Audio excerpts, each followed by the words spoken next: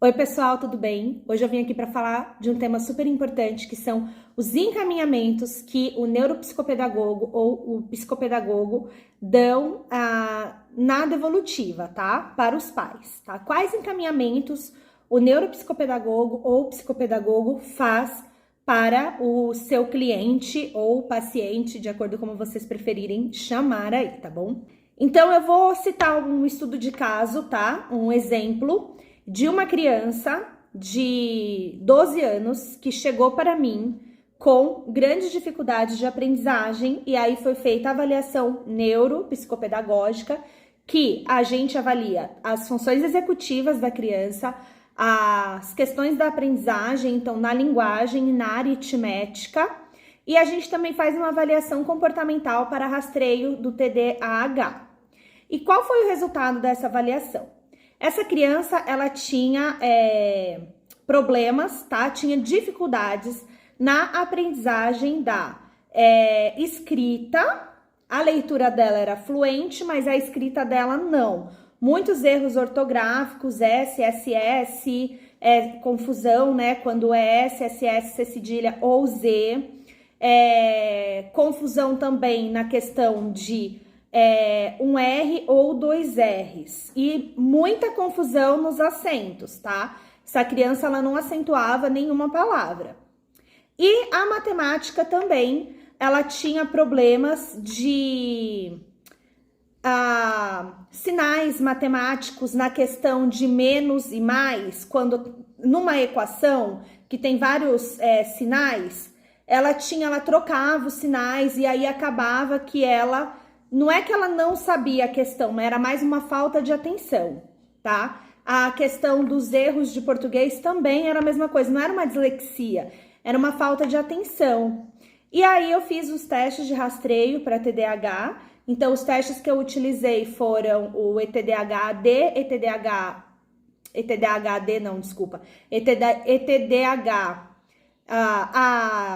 PAIS, ETDAH-CRIAD, tá? E aí eu não utilizei aquele teste de TDAH que a gente encaminha para a escola, porque essa criança, ela já tinha múltiplos professores, tá?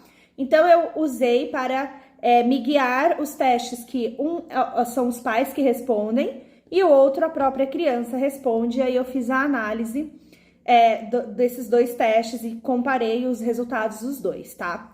Além disso, também fiz a avaliação das funções executivas, que mostrou para mim que essa criança tinha alguns déficits na memória de trabalho, que é a memória que a criança usa para a escola, né? Porque a escola é assim, decora conteúdo, prova, decora prova, decora prova. E depois ela esquece conteúdo. Então, o que ela aprende, na verdade, ela não aprende, porque fica ali na memória de trabalho e depois ela descarta para poder caber mais coisas ali, né? E essa criança, ela tinha um déficit não muito grande, mas um déficit que já atrapalhava essa criança no seu aprendizado. Dei o resultado da avaliação com hipótese diagnóstica para TDAH, onde eu enfatizei os pontos ali que essa criança tinha alguns déficits, tá? Quais foram os encaminhamentos que eu dei para essa criança? O primeiro encaminhamento é a terapia psicopedagógica, para a gente trabalhar essa reabilitação cognitiva, né? Trabalhar essas questões da memória, atenção, concentração, organização e planejamento, porque também era uma criança que não sabia estudar, não sabia se organizar nos estudos. Encaminhei para um neurologista, né? Um neuropediatra ou um psiquiatra, e também encaminhei para a nutricionista. Por que eu fiz esse encaminhamento para nutricionista? Porque a gente precisa avaliar também a questão da alimentação dessa criança. Por quê? Porque mesmo que uma criança, ela chega para você com a queixa dos pais na questão da hiperatividade, da falta de atenção, e é muito comum chegar a criança já falando assim, esse menino ou essa menina tem TDAH, a escola já falou e tal. A criança, ela vai chegar para você, mesmo que ela não tenha TDAH, ela pode apresentar os sintomas de TDAH, por quê? Por conta de uma alimentação inadequada, tá? Quando a gente pensa nos alimentos que a gente vai investigar, os alimentos que essa criança come, né? Principalmente os lanchinhos que leva para a escola, que são bisnaguinha, bolinho Ana Maria, bebezinho, bolo Puma, sucrilhos, todo muito açucarado.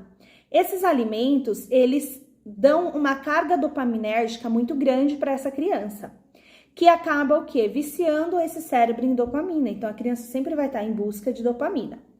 Ali é essa alimentação ruim, né?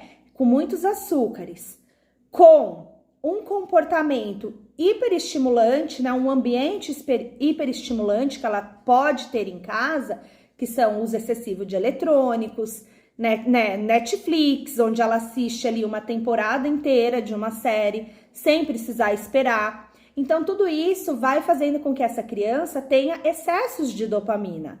E são dopaminas, se eu não me engano, são dopaminas fásicas, que é aquela que, pum, dá na hora aquela explosão e depois ela cai. E aí essa criança vai estar sempre em busca de dopamina. E um cérebro preocupado em produzir dopamina, ele não vai estar preocupado em outras coisas, vai ter dificuldade em se concentrar. Então, um encaminhamento muito importante, que até foi questionamento curioso da minha aluna de supervisão de ontem, que ela falou, sério, não acredito, nunca tinha pensado nisso, é você fazer sim o encaminhamento para uma nutricionista, tá? Crianças com dificuldade de aprendizagem, dificuldade na memória, concentração, né, déficits de memória, concentração, traços de TDAH, encaminhe para uma nutri especializada nisso, para que ela possa orientar esses pais e essa criança a fazerem uma alimentação melhor e mais adequada, tá bom?